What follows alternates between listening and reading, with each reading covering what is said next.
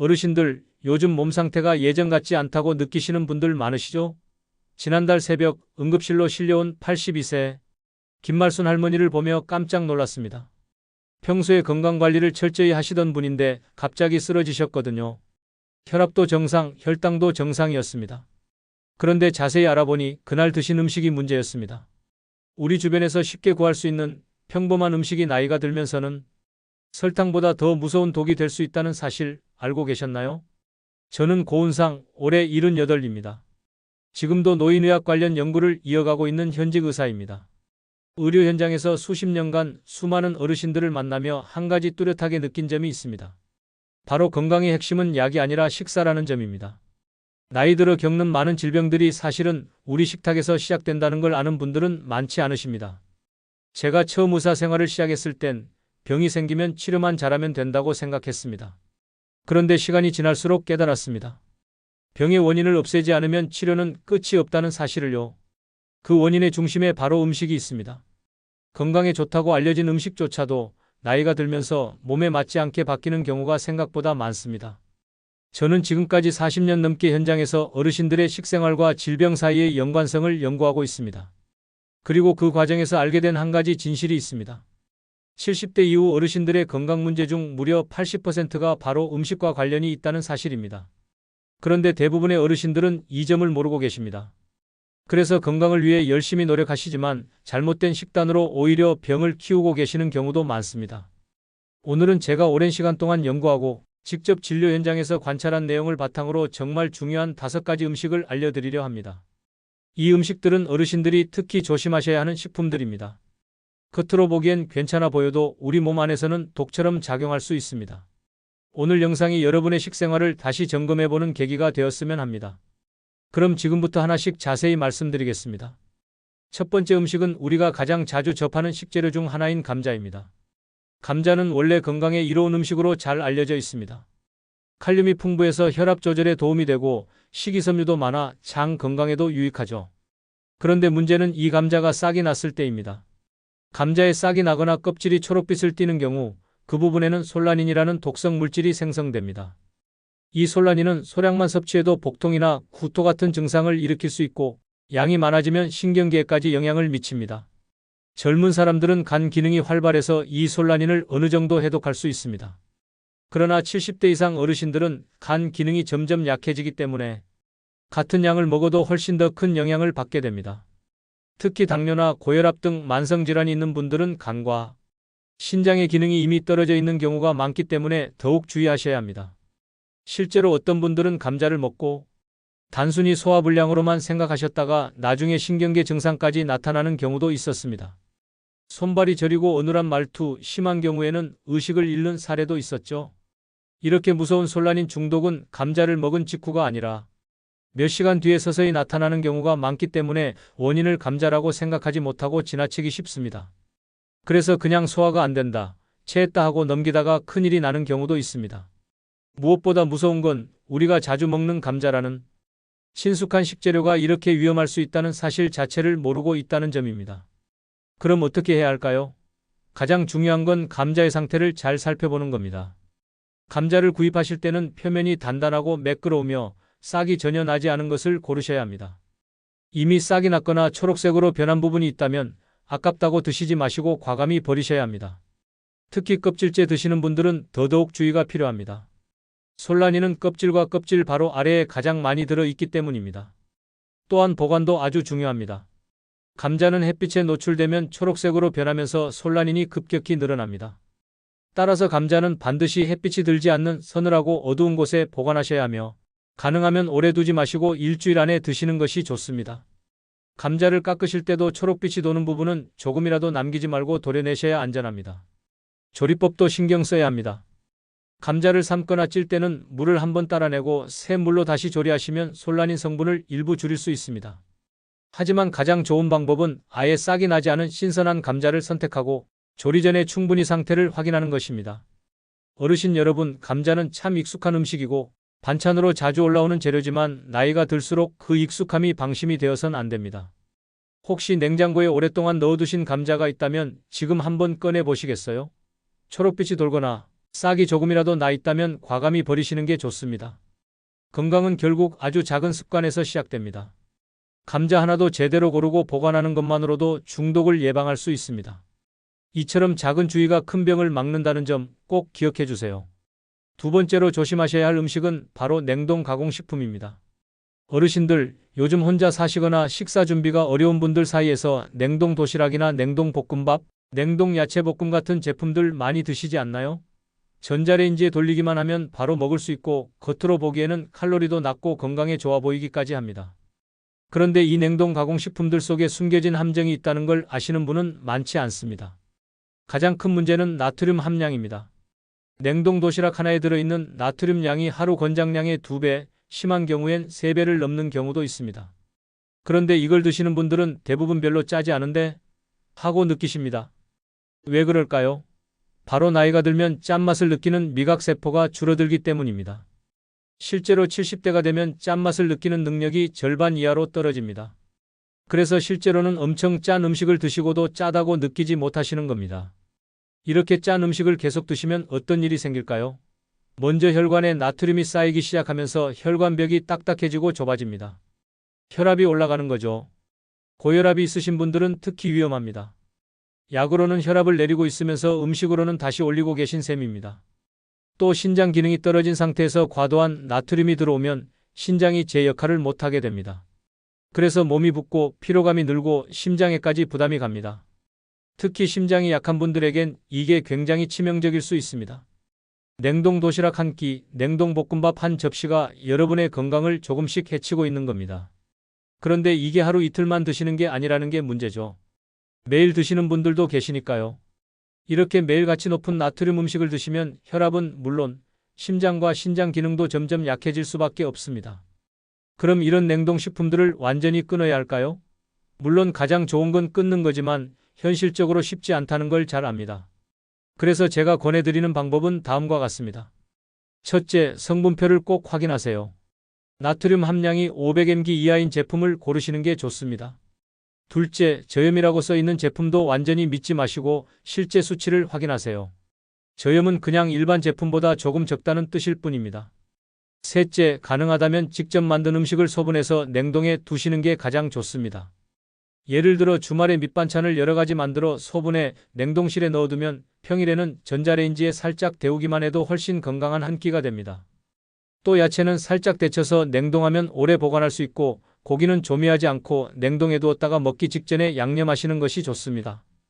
조미료 대신 마늘, 생강, 양파 같은 자연 향신료를 활용하시면 맛도 좋고 건강에도 도움이 됩니다. 또 한 가지 중요한 팁을 드리자면 냉동 가공식품을 드신 날에는 반드시 물을 충분히 마셔주세요. 나트륨을 몸 밖으로 배출하는 데 큰 도움이 됩니다. 또 다음 날은 특히 짠 음식은 피하시고 바나나나 토마토 같은 칼륨이 풍부한 과일을 드시면 좋습니다. 이 칼륨이 나트륨과 균형을 맞춰주는 역할을 합니다. 어르신 여러분, 냉동식품은 분명 편리합니다. 하지만 그 편리함 속에 건강을 해치는 위험이 숨어 있다는 점 꼭 기억해 주세요. 오늘부터라도 냉동식품을 고르실 때 한 번 더 성분표를 들여다보시고 가능하면 직접 만든 음식을 조금이라도 늘려보시길 바랍니다. 여러분의 건강은 결국 이런 작은 선택에서 시작됩니다. 세 번째로 주의하셔야 할 음식은 생마늘입니다. 많은 분들이 마늘은 건강에 좋다는 말을 듣고 매일 아침 생마늘을 한 쪽씩 꼭 챙겨 드시는 경우가 있습니다. 실제로 마늘은 우리 몸에 많은 좋은 영향을 주는 식품이기도 합니다. 혈액순환을 도와주고 면역력을 높이며 항균, 항염 작용도 있죠. 하지만 그 생이라는 방식이 문제입니다. 생마늘에는 알리신이라는 성분이 들어있는데 이 알리신은 굉장히 강한 자극성을 가지고 있습니다. 특히 위벽을 직접적으로 자극하는 작용이 있습니다. 젊을 때는 위 점막이 두껍고 회복력도 좋아서 이런 자극을 어느 정도 견딜 수 있습니다. 하지만 나이가 들면 위 점막도 얇아지고 위산 분비도 줄어들며 자연 치유력도 약해지기 때문에 같은 마늘이라도 훨씬 더 강한 타격이 됩니다.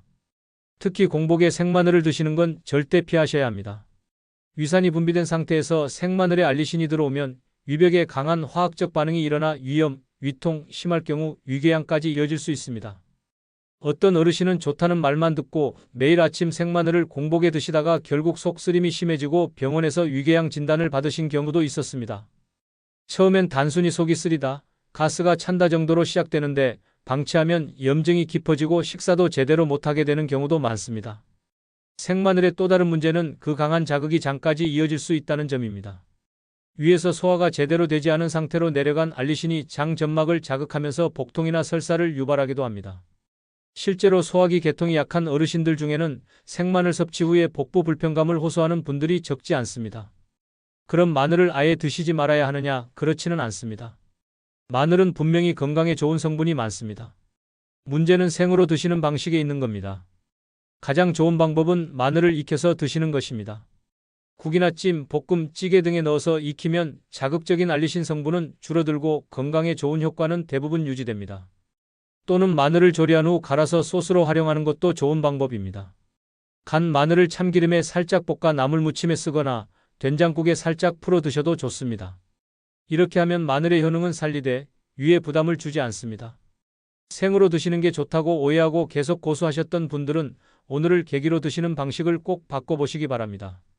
만약 꼭 생마늘을 드시고 싶으시다면 한 가지는 꼭 지켜주세요. 공복이 아닌 식사 직후에 드시고 가능하다면 우유나 요구르트 같은 유제품과 함께 드시는 것이 좋습니다.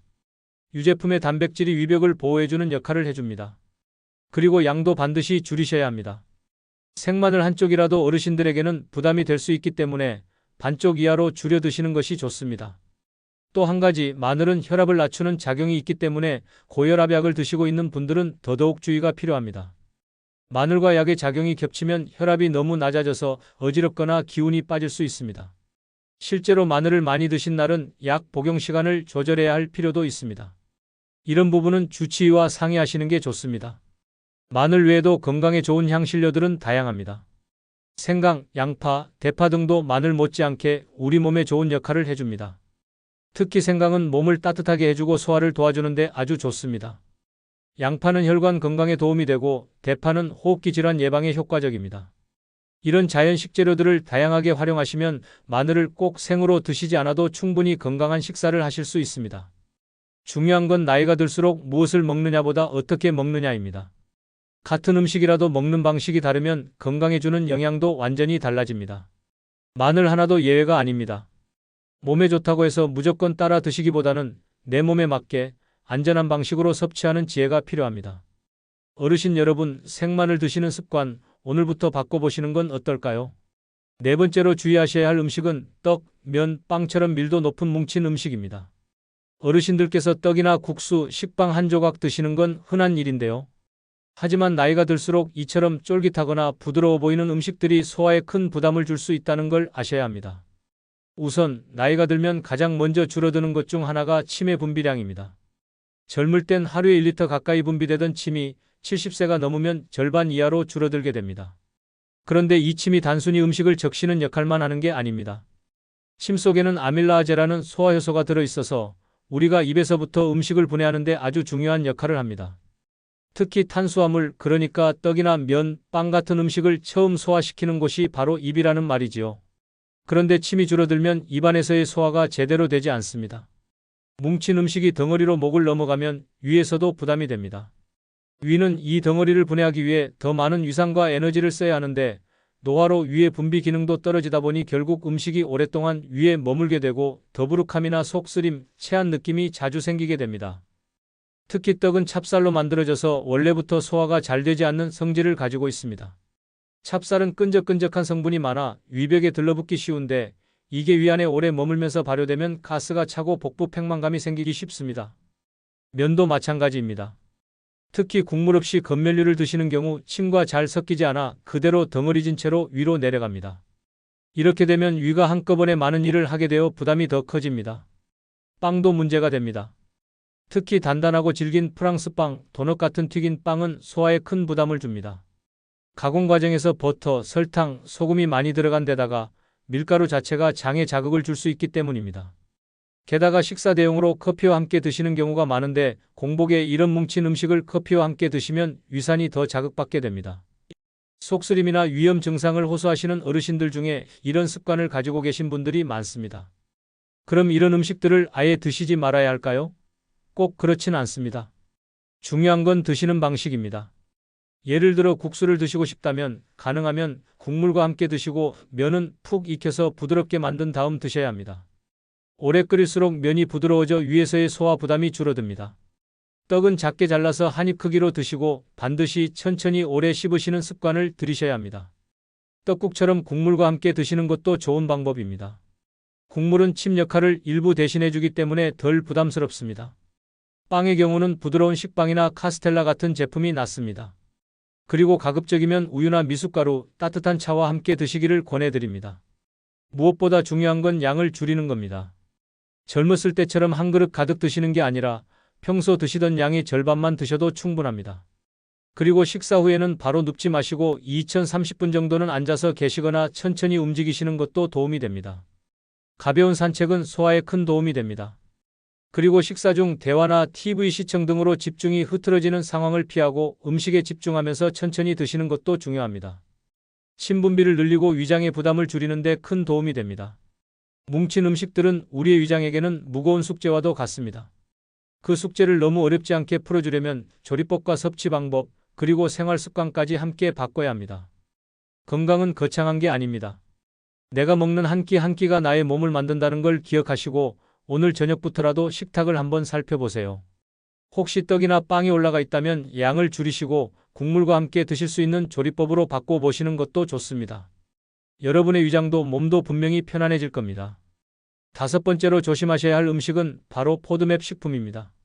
이름이 조금 낯설게 느껴지실 수 있는데요. 쉽게 말씀드리면 장에서 발효되기 쉬운 당분이 많이 들어있는 음식을 말합니다. 대표적인 예로는 사과, 배, 양파, 마늘, 콩, 밀가루 음식 등이 있고요. 평소 건강에 좋다고 알려진 식재료들이죠. 그런데 문제는 이런 음식들이 나이가 들면서 우리 장에 무리를 줄 수 있다는 사실입니다. 젊었을 때는 이런 음식을 먹어도 큰 문제가 없었습니다. 우리 몸 안에는 다양한 소화효소가 있어서 장 속에서 이런 당분을 잘 분해해 주었기 때문이지요. 하지만 70대 이후로 들어서면 몸 전체의 효소 생산 능력이 떨어지기 시작합니다. 장내 환경도 예전과는 달라지고요. 특히 장 속에 있던 좋은 균들이 줄어들고 해로운 균들이 늘어나면서 소화 능력이 약해지게 됩니다. 이런 상태에서 포드맵 식품을 많이 드시면 어떻게 될까요? 장에서 이 당분들이 제대로 소화되지 않고 대신 발효되기 시작합니다. 발효가 일어나면 장 안에서 가스가 생성되고 복부 팽만감, 잦은 트림, 설사나 변비 같은 증상으로 이어지게 됩니다. 특히 당뇨나 심장 질환을 앓고 계신 분들에게는 이런 탈수나 전해질 불균형이 굉장히 위험할 수 있습니다. 실제로 사과나 양파는 몸에 좋은 음식으로 잘 알려져 있습니다. 하지만 이 좋은 음식도 누가 어떻게 먹느냐에 따라 약이 되기도 하고 독이 되기도 합니다. 포드맵 식품은 나이가 들수록 양과 조리법에 주의를 기울이셔야 하는 음식입니다. 예를 들어 사과 한 개를 아침마다 껍질째 드시는 분들 많으시죠? 그런데 이게 위장에 부담이 되면서 가스를 유발할 수 있습니다. 껍질에 있는 식이섬유가 강해서 소화가 어렵고 포드맵 당분이 장에서 발효되면 복부 팽만이 심해지게 되죠. 따라서 사과를 드시고 싶으시다면 껍질은 꼭 벗기시고 작게 썰어서 하루 반 개 정도만 드시는 게 좋습니다. 양파도 마찬가지입니다. 생으로 드시는 경우 위와 장을 자극할 수 있고 발효가 쉽게 일어나기 때문에 익혀서 드시는 것이 훨씬 안전합니다. 국이나 찜, 볶음 요리에 넣어서 충분히 익히면 알싸한 성분이 줄어들고 위장에도 부담이 적습니다. 마늘도 생으로 먹기보다는 익혀서 드시는 게 좋다는 점 앞에서 이미 말씀드렸습니다. 콩류는 단백질이 풍부하고 영양가 높은 식품이지만 장에서 발효가 잘 되는 대표적인 음식입니다. 특히 삶기 전 충분히 불리지 않거나 조리 시간이 짧은 경우에는 위장에 큰 부담을 줄 수 있습니다. 콩을 드시고 나서 배에 가스가 찬다거나 설사가 잦으신 분들은 섭취를 줄이시는 게 좋습니다. 대체로 삶은 두부 형태로 드시는 것이 더 안전합니다. 밀가루 음식도 피하시는 게 좋습니다. 국수, 빵, 라면 등은 대부분 포드맵 함량이 높고 위장에 부담을 주는 글루텐 성분도 포함되어 있습니다. 특히 밀가루 음식을 과식했을 때 속이 더부룩하고 가스가 차는 경우 몸이 더 이상 이 음식을 잘 소화하지 못하고 있다는 신호입니다. 그럼 포드맵 식품을 전부 끊어야 하느냐? 그건 아닙니다. 중요한 건 양 조절과 조리 방법, 그리고 내 몸에 맞는지를 잘 살피는 것입니다. 그리고 이런 음식을 드신 날은 다른 식사는 가볍고 소화 잘 되는 것으로 조절하시는 것도 중요합니다. 포드맵 식품을 드신 다음 날에는 특히 물을 많이 드시고 가벼운 산책으로 장 운동을 도와주세요. 그리고 혹시라도 사과나 콩류 등을 드신 후 배에 가스가 차거나 설사, 복통 등의 증상이 반복된다면 반드시 섭취를 중단하시고 다른 식재료로 바꾸시는 것이 필요합니다. 쌀, 감자, 당근, 호박, 시금치 같은 저포도맵 식품이 대체로 소화에 부담이 적고 어르신들께 더 잘 맞습니다. 결국 중요한 건 우리 몸이 보내는 신호에 귀를 기울이는 것입니다. 이건 몸에 좋다더라는 말만 믿고 무조건 드시는 게 아니라 드신 후에 내 몸이 어떤 반응을 보이는지를 살펴보시는 게 가장 현명한 방법입니다. 몸이 편안한지, 속이 거북하지 않은지, 화장실을 다녀온 후 기분이 좋은지 이런 변화들을 스스로 체크해 보시길 권해드립니다. 오늘부터라도 사과를 드실 땐 반쪽만, 콩은 두부로, 양파는 볶아서 드시는 작은 실천을 해보세요. 이 작은 변화가 여러분의 장을 편안하게 해줄 것이고, 장이 편안해지면 기분도 생활도 한결 가벼워질 것입니다. 건강한 노년의 시작은 바로 장 건강에서 시작됩니다. 지금까지 70세 이후 반드시 조심하셔야 할 5가지 음식을 말씀드렸습니다. 처음 들으셨을 때는 에이, 그 정도야 괜찮지 않을까 하고 생각하셨던 분들도 계실 겁니다. 하지만 오늘 말씀드린 내용들은 단순히 이론이나 추측이 아니라 제가 40년 넘게 현장에서 어르신들을 진료하면서 또 연구하면서 직접 보고 경험한 현실입니다. 사람은 누구나 나이를 먹습니다. 60대를 넘기고 70세, 80세가 되면 몸의 기능이 예전 같지 않다는 걸 스스로 느끼게 됩니다. 예전엔 먹어도 괜찮았던 음식이 어느 날부터 체하기 시작하고 같은 양을 먹어도 더부룩하고 속이 답답한 날이 많아지죠. 이건 절대로 기분 탓이 아닙니다. 우리 몸의 소화 기능, 해독 기능, 면역 기능이 실제로 떨어지기 때문입니다. 그리고 이런 변화는 누구에게나 찾아옵니다. 다만 이 변화를 미리 알고 준비하는 분은 건강한 노후를 맞이할 수 있고 모르고 그대로 두는 분들은 병원 신세를 지게 됩니다. 제가 진료실에서 가장 많이 듣는 말 중 하나가 나는 특별히 잘못한 것도 없는데 왜 이렇게 자꾸 아프죠? 라는 말씀입니다. 그런데 가만히 식습관을 들여다보면 그 안에 해답이 숨어 있습니다. 싹이 난 감자를 먹고 며칠씩 배앓이를 하셨던 분, 냉동 도시락을 매일 드시다가 혈압이 계속 올라갔던 분, 생마늘을 공복에 드시고 위염으로 고생하셨던 분들, 모두 평범한 식습관이 문제였습니다. 다행인 건 이런 문제는 지금부터 바꾸면 해결할 수 있다는 점입니다. 약을 끊지 않아도 됩니다. 병원에 자주 가지 않아도 됩니다. 다만 매일 드시는 음식을 한 번 더 살펴보시고 조금만 조심하시면 됩니다. 감자는 싹이 났는지 확인하시고 냉동식품은 나트륨이 얼마나 들어있는지 성분표를 보시고 마늘은 익혀 드시고 떡이나 면은 양을 줄이고 잘 익혀 드시고 사과는 껍질 벗기고 반쪽만 드시는 것. 이 간단한 실천이 여러분의 건강을 지켜줍니다. 또 한 가지 꼭 드리고 싶은 말씀은 이런 실천은 절대 어렵거나 불편한 것이 아니라는 겁니다. 처음에는 조금 번거롭게 느껴질 수 있어요. 하지만 하루 이틀만 지나면 몸이 바로 반응합니다. 소화가 훨씬 편해지고 배에 가스가 덜 차고 혈압 수치가 조금씩 내려가고 얼굴빛이 달라집니다. 몸이 편안해지면 자연히 기분도 좋아지고 잠도 잘 오고 삶의 질이 달라집니다. 가족들도 그 변화를 가장 먼저 알아챕니다. 요즘 얼굴이 훨씬 좋아지셨어요. 이제는 예전보다 말씀이 많아지셨네요. 이런 말들이 들리기 시작할 겁니다. 저는 지금도 78세의 나이로 현장에서 노인의학을 연구하고 있는 고은상입니다. 많은 분들이 제게 이렇게 묻습니다. 선생님은 어떻게 그렇게 건강을 유지하세요? 저는 대단한 운동을 하거나 보약을 챙겨 먹지 않습니다. 다만 먹는 것 하나만큼은 정말 신중하게 골라서 먹습니다. 이건 경험에서 나온 지혜입니다. 그리고 오늘 그 지혜를 여러분께 나누어 드린 것입니다. 부디 오늘 말씀드린 내용을 그냥 흘려듣지 마시고 당장 오늘부터 식탁 위에서 하나씩 실천해 보시길 바랍니다. 이 영상이 여러분의 건강한 노년을 위한 출발점이 되었으면 합니다. 혹시 오늘 내용이 도움이 되셨다면 좋아요와 구독 눌러주시고 주변에 비슷한 고민을 하고 계신 분들께도 꼭 공유해 주세요. 여러분의 작은 실천이 누군가의 건강을 바꾸는 큰 힘이 될 수 있습니다. 끝까지 함께 해주셔서 감사합니다. 항상 건강하시고 편안한 하루 보내시기 바랍니다.